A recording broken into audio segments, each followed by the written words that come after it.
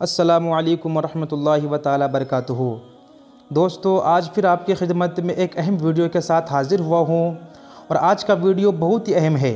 जैसा कि आप सबको पता है कि क़ुरबानी का महीना आ चुका है और मुसलमान इस महीने में ज़ौक़ व शौक़ और अल्लाह तबारक व तआला की रज़ा के खातिर जानवरों की क़ुरबानियाँ करते हैं। तो इसके लिए क़ुरबानी के मुतालिक चंद मसलों को लेकर हाज़िर हुआ हूँ। नंबर 1 कि क़ुरबानी की तारीफ़ क्या है, कि क़ुरबानी किसे कहते हैं। नंबर 2 कि क़ुरबानी किस शख्स पर वाजिब है, या फिर ये कि हर मुसलमान पर क़ुरबानी वाजिब है। नंबर 3 क़ुरबानी का वक़्त क्या है, यानी कितने दिनों तक आप क़ुरबानी कर सकते हैं। और नंबर 4 किन किन जानवरों की क़ुरबानी आप कर सकते हैं और जानवर कैसा होना चाहिए और जानवरों की उम्र क्या होनी चाहिए। नंबर 5 क़ुरबानी करने का तरीका क्या है, यानी जानवर को किस तरह ज़बह किया जाता है और उसकी दुआ कौन सी है। तो दोस्तों, इस वीडियो को पूरा देखना ताकि आपको क़ुरबानी के सारे मसले मालूम हो जाए। और वीडियो पसंद आने की सूरत में लाइक करना ना भूलें और ये हर मुसलमान तक वीडियो ज़रूर शेयर करें ताकि हर मुसलमान तक क़ुरबानी के मसले मालूम हो जाए। हमारा नंबर 1 ये था कि क़ुरबानी किसे कहते हैं, क़ुरबानी की तारीफ़ क्या है।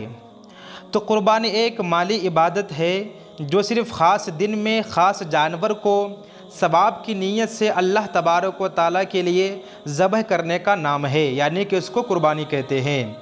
और हमारा दूसरा नंबर ये था कि क़ुरबानी किस शख्स पर वाजिब है और क्या हर मुसलमान पर क़ुरबानी वाजिब है। तो दोस्तों, नहीं, हर मुसलमान पर क़ुरबानी वाजिब नहीं है। क़ुरबानी वाजिब होने के लिए कुछ शर्तें हैं। नंबर 1 मुसलमान होना, कि काफिर पर भी क़ुरबानी वाजिब नहीं है। नंबर 2 मुकीम होना, कि मुसाफिर पर भी क़ुरबानी वाजिब नहीं है। नंबर 3 मालिक निसाब होना, कि गरीब शख्स पर क़ुरबानी वाजिब नहीं है। नंबर 4 आज़ाद होना, कि ग़ुलाम पर भी क़ुरबानी वाजिब नहीं है। अब ये 4 शर्तें क़ुरबानी वाजिब होने के लिए है। इसमें से एक शर्त यह है कि मालिक निसाब होना। तो मालिक निसाब होने से मुराद क्या है।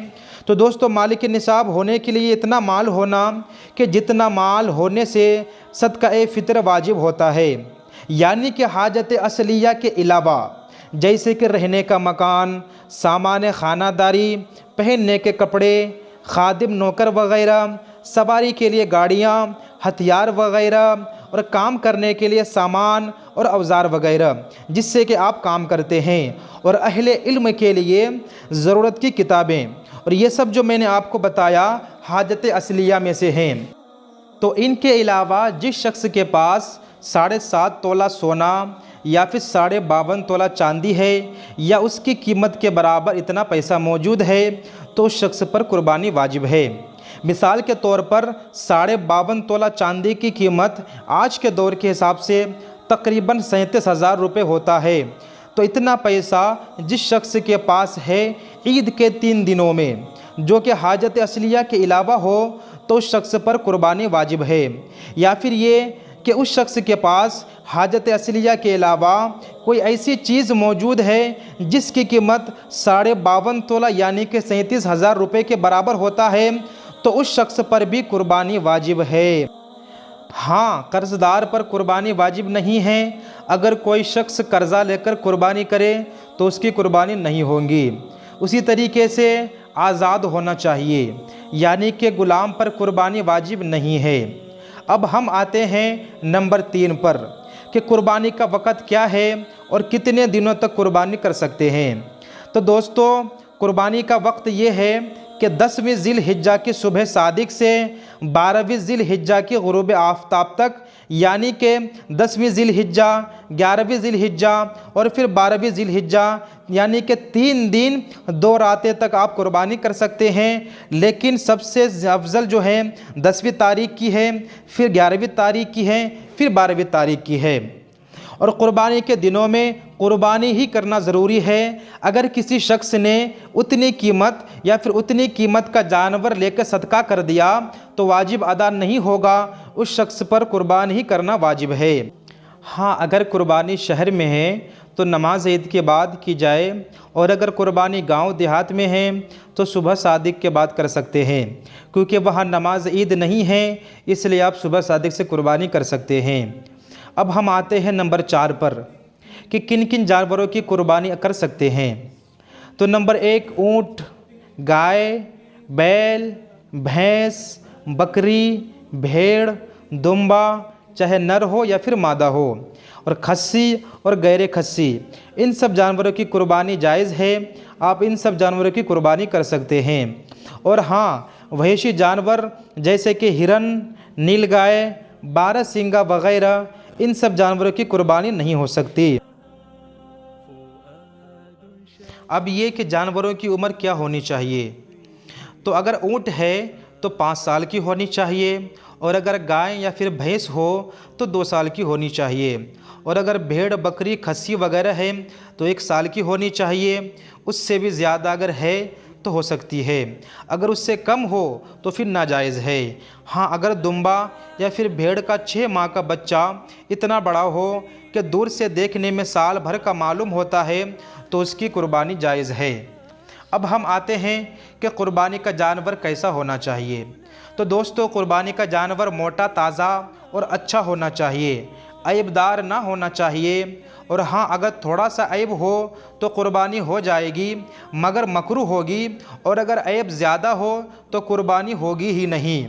जैसे कि अंधा, लंगड़ा, काना, बेहद दुबला, कान कटा, दुम कटी, बगैर दांत, थन कटा, थन सूखा, नाक कटा, पैदाइशी बेकान और बीमारी इतना कि कुर्बानी घातक नहीं चल सकता है, जैसे कि जलाला वगैरह, जो जानवर गंदगी और गलीज़ खाता हो, तो इन सब जानवरों की कुर्बानी नाजायज़ है, इन सब जानवरों की कुर्बानी नहीं होगी। अब हम आते हैं नंबर 5 पे कि कुर्बानी करने का तरीका क्या है। तो कुर्बानी करने का तरीका ये है कि कुर्बानी के जानवर को ज़बह करने से पहले चारा और पानी वगैरह पिला दे। ज़बह करने वाली छुरी को पहले से तेज़ करके रखे, ना कि जानवर के सामने छुरी तेज़ करे। फिर उसके बाद जानवर को बाएं पहलू पर लिटा दे कि जानवर का मुंह क़िबले की तरफ हो जाए, यानी कि जानवर को बाएं पहलू पर लिटाए और जानवर का मुंह क़िबले की तरफ हो जाना चाहिए। और ज़बह करने वाला शख्स अपना सीधा पाँव जानवर के पहलू पर रखे और फिर ज़बह करने वाला शख्स ये दुआ पढ़े, और अगर उसको नहीं पढ़ना आता है तो दूसरा भी शख्स जानवर के पास खड़े होकर ये दुआ पढ़ सकता है। तो वह दुआ ये है, बिस्मिल्लाहिर्रहमानिर्रहीम, इन्नी वज्जहतु वज्हिया लिल्लज़ी फ़तरस समावाति वल अर्द हनीफ़न व मा अना मिनल मुशरिकीन, इन्नश-शलाति व नुसुकी व महयाया व ममाती लिल्लाहि रब्बिल आलमीन, ला शरीका लहु व बिज़ालिका उमिरतु व अना अव्वल मिनल मुस्लिमीन, अल्लाहुम्मा लक व मिनका के बाद बिस्मिल्लाहि अल्लाहु अकबर कहकर ज़बह करने वाला तेज़ छुरी से जानवर को ज़बह कर दे। और याद रहे, ज़बह करने में जानवर के चारों रगें कट जानी चाहिए, वरना कम से कम 3 रगें ज़रूर कटनी चाहिए, उससे ज़्यादा ना काटे।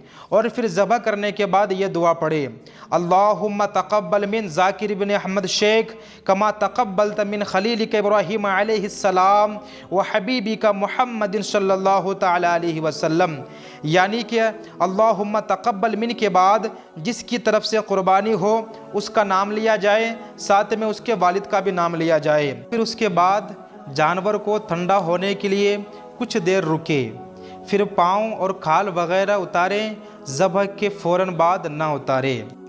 तो अब हमारी कुर्बानी मुकम्मल हो गई है। तो अब कुछ ज़रूरी मसले कुर्बानी के मुतालिक से मुलाहाज़ा करें। अब ये कि आप गोश्त की तकसीम किस तरीके से करेंगे। तो गोश्त की तकसीम इस तरीके से करेंगे कि गोश्त के 3 हिस्से लगाएं। एक हिस्सा गरीबों और फ़कीरों को तकसीम कर दे, दूसरा हिस्सा अपने दोस्तों और गरीबों और रिश्तेदारों में भी तकसीम कर दे, और एक हिस्सा अपने घर वालों के लिए रख दे जो ख़ुद भी खाए और अपने बाल बच्चों को भी खिलाए। हाँ, अगर घर में लोग ज़्यादा हैं तो पूरे गोश्त को घर के लिए रख सकते हैं या फिर पूरे गोश्त को सदका भी कर सकते हैं, लेकिन ये है कि एक हिस्सा अपने लिए रखना ज़्यादा बेहतर है। अब मसला, अगर कुर्बानी किसी मैयत की तरफ से दी गई है तो उसका गोश्त ना खुद खाएं ना किसी मालदार शख्स को खिलाएं, बल्कि पूरे गोश्त को सदका कर देना वाजिब है। मसला, कुर्बानी जिसकी तरफ से हो उसको सबसे पहले गोश्त खाना मुस्तहब है। और अहम मसला ये कि कुर्बानी का गोश्त किसी काफिर को ना दिया जाए, बल्कि गरीब मुसलमान और फ़कीरों को तकसीम कर दिया जाए। मसला, जानवर का चमड़ा, झोल, रस्सी सब सदका कर दें या फिर चमड़े को बेचकर उसकी कीमत को सदका कर देना वाजिब है। लेकिन आप चमड़े को बेच करके उसकी कीमत को आप इस्तेमाल नहीं कर सकते हैं। मसला, ज़बह करने वाले को मजदूरी के तौर पर आप चमड़ा नहीं दे सकते हैं, बल्कि किसी फ़कीर को दे दें कि ये ज़्यादा बेहतर हैं, या फिर आप किसी मदरसे को भी दे सकते हैं। तो दोस्तों, आज की वीडियो में इतना ही कुर्बानी के मुतालिक।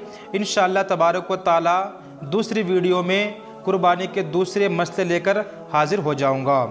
तो वीडियो पसंद आने की सूरत में वीडियो को दिल से लाइक करें और हमारे चैनल को सब्सक्राइब करना ना भूलें। मिलते हैं अगले वीडियो में, तब तक के लिए खुदा हाफिज़।